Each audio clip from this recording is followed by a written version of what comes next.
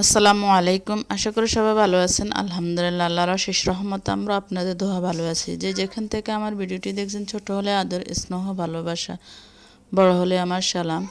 আমি আপনাদের মাঝে নতুন একটি ভিডিও নিয়ে হাজির হলাম। আমার ভিডিওটি কি তা সম্পূর্ণ ভিডিও জুড়ে আমার সঙ্গে থাকুন, দেখতে থাকুন। আমি আপনাদের মাঝে কী ভিডিও নিয়ে হাজির হলাম। আজকে আমার বোনের বাসায়, ছোট বোনের বাসায় শেষ দিন, তাই কিছু ক্লিপ আপনাদের মাঝে তুলে ধরলাম। এটা হলো আমাদের নোয়াখালীর ভাষায় বলে আদামনি, থানকুনি পাতা, যে যে নামে পরিচিতি। তো এই ছোটো বোনের হাজব্যান্ডে নিয়ে আসছে। এখন ছোটো বোনে বলতেছে এগুলো কিভাবে তৈরি করে, সে জানে এবং ভুলে গেছে। তো আমাকে বলতেছে যে আপু এগুলো কীভাবে তৈরি করে, একটু আমাকে তৈরি করে দেন। তো আমি এগুলোকে সুন্দর করে বাছি, কেটে কুটে সুন্দর করে পরিষ্কার করে নিয়েছে। আর নিয়ে নিয়েছে তারা কই মাছ দিয়ে নাকি এই মাছগুলা ভর্তা তৈরি করে। আর এখানে নিয়েছে শুকনো মাছ, এই যে শুকনো মরিচ, পেঁয়াজকে একটু হালকা বাদামি কালার করে ভেজে নিয়েছি। তো আমি শুকনো মরিচগুলো কুচু মানে একদম হাত দিয়ে সুন্দর করে ম্যারিনেট করে নিতেছি। আর এদিক দিয়ে কই মাছগুলোকে সুন্দর করে কাটা ছাড়িয়ে পরিষ্কার করে এখন কই মাছ, পেঁয়াজ, শুকনো মরিচ এগুলাকে মেখে, আর নিয়েছে আলু সিদ্ধ করে, আলুগুলো আমি ম্যাশ করে নিয়েছি।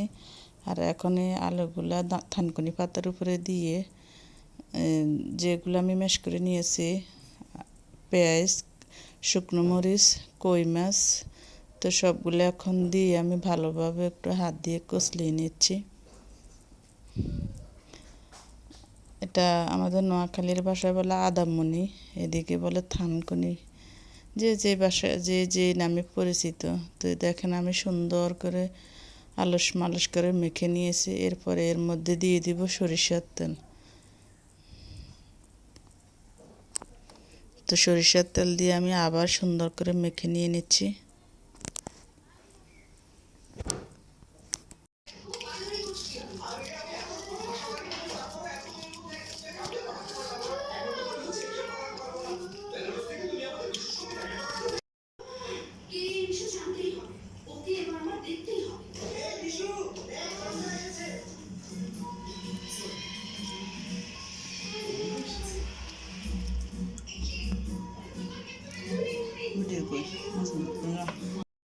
আর রান্না করা হচ্ছে সাগরের ডিমওয়ালা ট্যাংরা মাছ, মশারির ডাউল, ফুলকপি দিয়ে আলু দিয়ে মাছ দিয়ে, আর আছে পালং শাক দিয়ে মাছ আছে, থানকুনি পাতার বক্তা যায় তৈরি করছে। কিন্তু এই থানকুনি পাতার বক্তা দিয়ে অনেক টেস্ট করে আমরা দুই বোনে অনেকগুলা ভাত খেয়েছি পেট ভরে।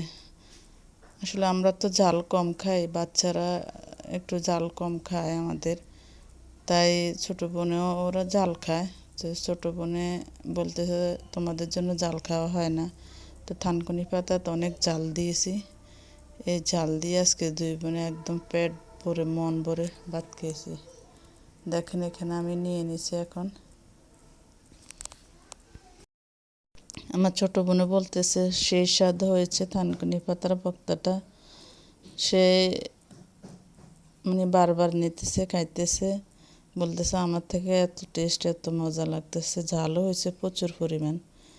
আমিও খাইছি, আর বাচ্চারা তো এদের এগুলা নেয় নেই, এরা এদের তরকারি দিয়ে ভাত খেয়েছে।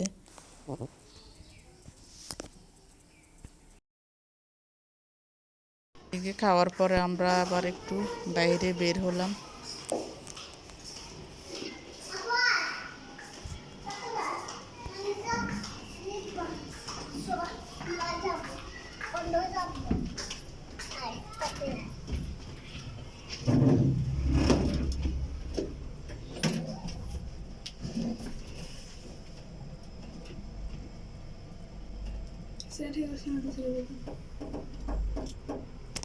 সব ঠিক আছে,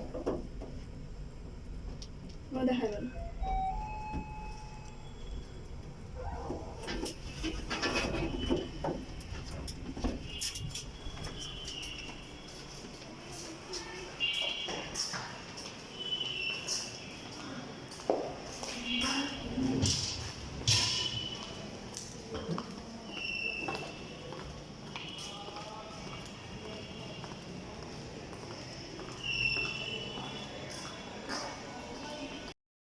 বাইরে থেকে আসি, ছোট বোনে তাড়াহুড়া করে এই বুটটা মানে বেজে নিয়েছে, বেজে নিয়ে আমাদেরকে দিচ্ছে। তবে এত যে সুস্বাদু হয়েছে বলাবিহীন, খাওয়ার টেস্ট দেখলে বুঝতে পারবেন, অনেক অনেক টেস্ট হয়েছে। তো আমরা এগুলো খাইতেছি, আর ছোটো বোনের দিক দিয়ে আবার নাস্তা তৈরি করবে। তো আপাতত আমরা এগুলা খেতেছি। বাচ্চাদেরকেও, বোনের বাচ্চাদেরকে বাসায় রেখে আমরা বাইরে হয়েছি। ওদের প্রাইভেট টিচার ছিল দুজনের, এই জন্য ওদেরকে নেওয়া হয় না, আর মেহেরিমা রুমে ছিল। তো এই জন্য আমরা আসি তাড়াহুড়া করে এখন এগুলো খাচ্ছি। আর আমি এই দিক দিয়ে আমার ওয়ার্ডরোব থেকে জামা কাপড়গুলো বাইর করে এখন এগুলো গুছিয়ে নিচ্ছি, কারণ আগামীকালকে আমরা চলে যাব আমার আরেক বোনের বাসায়। তো এই জন্য আমি সবগুলো এখন বাইর করে রেডি করে নিতেছি, রাত্রে গোছগাছ করে নিচ্ছি। দেখেন অনেক জামা কাপড়, ওয়ার্ডরোবও আরও আছে, এইদিকে টেবিলের উপরে, এইদিকে ওয়াশিং মেশিনের উপরে, আবার আছে অনেক জায়গা। দেখেন এই টেবিলের উপরে কতগুলা।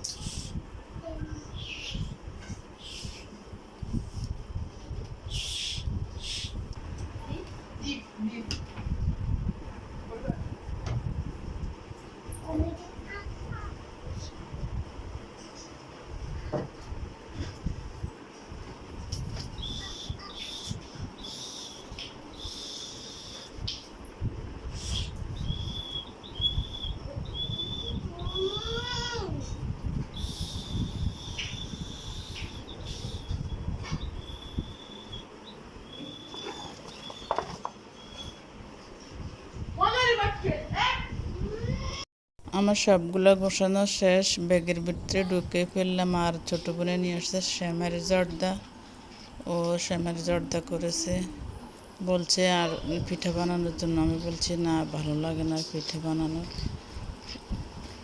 তেল ঝাল আর ভালো লাগে না। দেখেন এই তো আমি এদিক দিয়ে ব্যাগটা একটু গুছিয়ে নিলাম।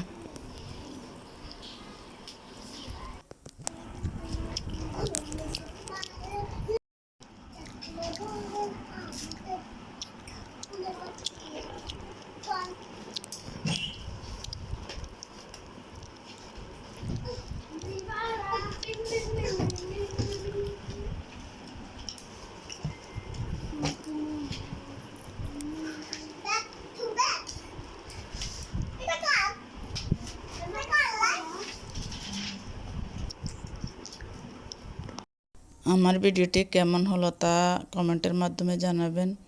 আর যারা নতুন তারা অবশ্যই আমার চ্যানেলটি সাবস্ক্রাইব করে পাশে থাকবেন, বেল আইকনটি বাজিয়ে দেবেন। তাহলে আজকের মতো এখানে, আল্লাহ হাফেজ।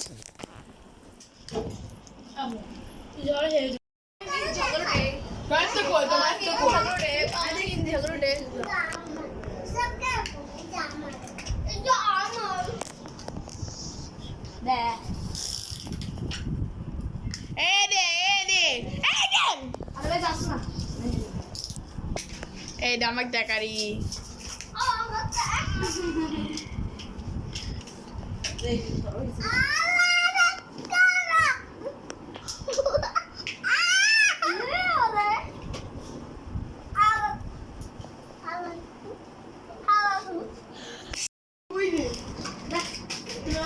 এগুলা স্যার এই এটা রুফাই দে রে, রুফাই দে এত বড় রাখিও স্যার স্যার স্যার এটা রুফাই দে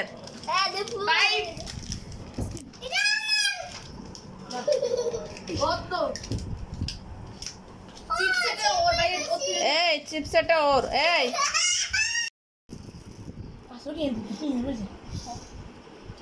এই আমার একই জায়গায় এটা এর পর্যন্ত পড়ে গেছে দাও না